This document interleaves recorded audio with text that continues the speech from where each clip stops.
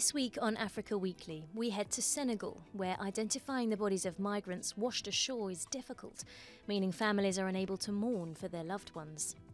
Then we head to Burkina Faso, where a prisoner selected to take part in an arts-driven rehabilitation initiative is set to release his debut rap album. But first, here's a look at the stories that made the headlines this week.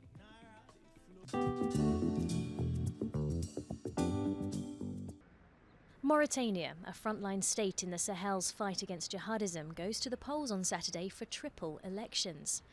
Head of State Mohamed Ould Abdel Aziz, who was elected in 2014 for a second 5-year term, will be put to the test as more than 100 parties take part in legislative, regional and local polls. 1.4 million people are registered to vote, but the large number of parties has created confusion. Aziz has been accused by opposition figures and NGOs of rights abuses and has said he won't seek a third term, although opposition leaders doubt this. Results are expected by early next week.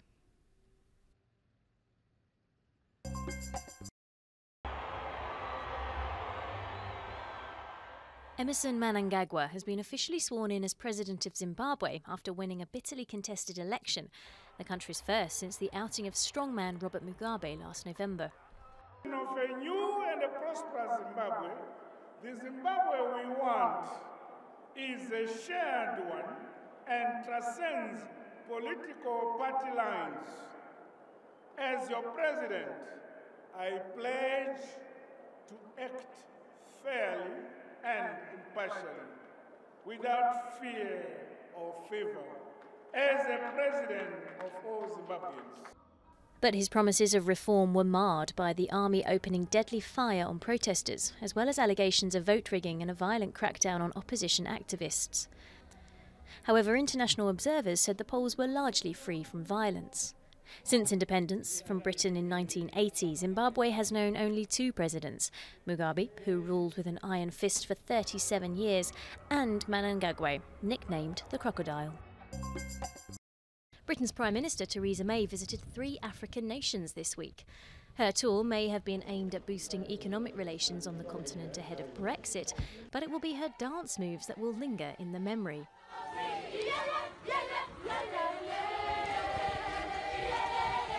Starting in South Africa, where she promised to prioritise investment, she then headed to Nigeria, where talks focused on security and the economy. Finally, she met with Kenya's President Uhuru Kenyatta in Nairobi, promising post-Brexit trade continuity. The trade links between the UK and Kenya are already strong, but we want to strengthen them further. As I've said, we're committed to ensuring that Kenya will retain duty-free and quota-free access to UK markets as we leave the European Union. We want to enhance our trading relationship. Once we're outside the European Union, we'll have the opportunity to negotiate these trade deals on behalf of the UK rather than as part of the European Union. This leader may not have had her dancing shoes on, but German Chancellor Angela Merkel was also in Africa this week, hoping that development of the continent will help stem migration and boost the fight against jihadism. Merkel began the tour in Senegal, where she was greeted by President Macky Sall. If we manage to bring water, electricity, roads, and we create good living conditions, people will not leave their country to venture into the unknown. So the real answer is that Africa must find the solutions, and it's in the interest of Europe to work with us to reach that goal. Following Senegal, she headed to Ghana, where she pledged to help the country. Wir wissen, dass Sie Ausbau brauchen von Infrastruktur. We know that you need to develop your infrastructure and that you need industrialisation in your country, and above all development for the rural areas. In all these areas, Germany is ready to offer support. Our development ministry, and the minister is here today, has already made some very good suggestions on educating young people. Sehr gute Vorschläge gemacht, was die Ausbildung von jungen Menschen anbelangt. The powerful head of Nigeria's Senate, Bukola Saraki, has announced he will run in February's presidential elections against incumbent Muhammadu Buhari. The move by the country's third highest politician ratchets up the challenge facing Buhari and increases the electoral uncertainties in Africa's most populous nation. Ugandan singer turned politician Robert Kyagulanyi, better known as Bobi Wine, has been re-arrested after being released on bail following 2 weeks in detention. Kyagulanyi and 33 others, including 2 fellow serving MPs, are facing treason charges in a case that has triggered an international outcry. They were arrested after stones were thrown at President Yoweri Museveni's convoy as he visited the northwestern town of Arua.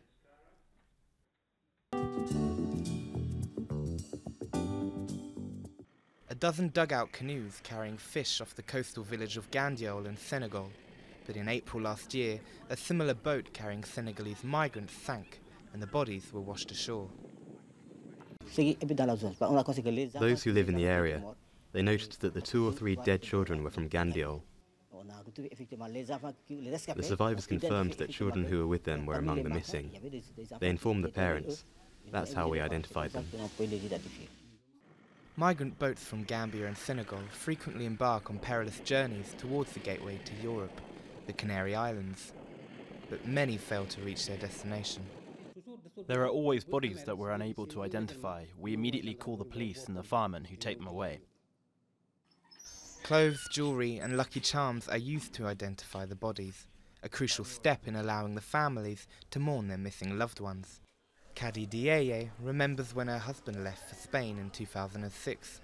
5 months later, after receiving no word from him, she organised a symbolic religious ceremony. Many families haven't been able to mourn yet because they haven't heard from those who left. They still hope that they will come home again one day. The Red Cross holds therapy groups in the region to support mourning families, and pictures of missing loved ones are posted online in the hope that one day they will be found.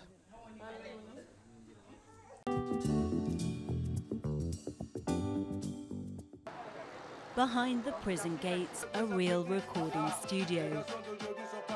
Jonathan, known as Janito, has been locked up for almost a year in Bobo Dioulasso prison in western Burkina Faso. Jailed for burglary, he started recording a rap album to create purpose in his daily routine. The living conditions really are not good at all, because here as a prisoner you have 1,000 problems. There is suffering. There are others who are here with nothing. For others, even having enough to eat is a problem. A former tradesman and musical novice, Janito won a casting event like The Voice organised by Burkina musician Freeman Tapeli. In terms of reintegration, music can do a lot, because I live for music, and I think that if someone has a talent, they have a talent, and his talent is 3 times above mine, so I think he can go beyond reintegration. He will be rehabilitated, but I think he will also be able to reintegrate other people. He will be able to provide jobs for people. These kind of projects are implemented to help prisoners reintegrate into society. But in this prison, like others in the country, the administration has limited means. The problem is that we are often confronted with a lack of resources, which means that we do not manage in all prisons to have activities suited to the social reintegration of prisoners. A policy does exist, but the means are not often available. In a few months, Jonathan will request day parole. If it's granted, Janito will officially launch his album. In the meantime, the apprentice artist is taking advantage of his setting to add the finishing touches to his video.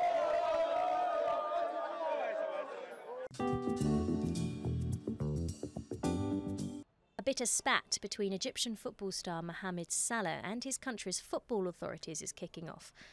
The country's leading scorer has already clashed with the Egyptian Football Association due to a disagreement over image rights.